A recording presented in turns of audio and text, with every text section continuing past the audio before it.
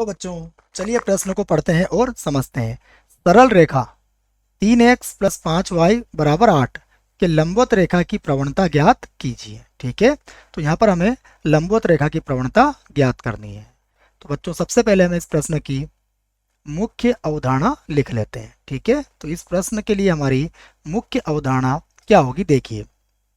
मुख्य अवधारणा में हम लोग प्रवणता और लंबवत प्रवणता को समझेंगे। ठीक है, अगर दो रेखाएं लंबवत होती हैं तो उनकी प्रवणताओं का जो गुणनफल होता है वो कितना होता है, -1 होता है। तो ये आपको मुख्य अवधारणा में याद रखना पड़ेगा। ठीक है बच्चों, अब देखिए हमें क्या दिया है। तो हमें दिया है एक सरल रेखा, तो दिया है हमें एक सरल रेखा दी हुई है 3x प्लस 5y बराबर 8। ठीक है बच्चों, यहाँ से देखिए हम y का मान निकाल सकते हैं। तो ये हमारे पास हो जाएगी 5y बराबर माइनस का 3x और प्लस का 8।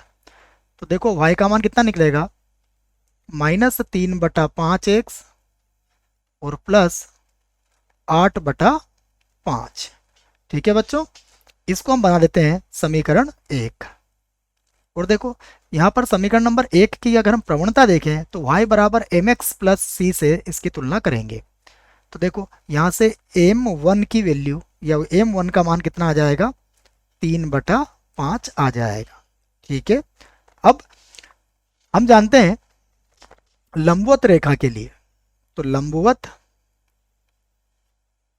रेखाओं के लिए ढाल का जो गुणनफल होता है वो कितना होता है, -1 होता है।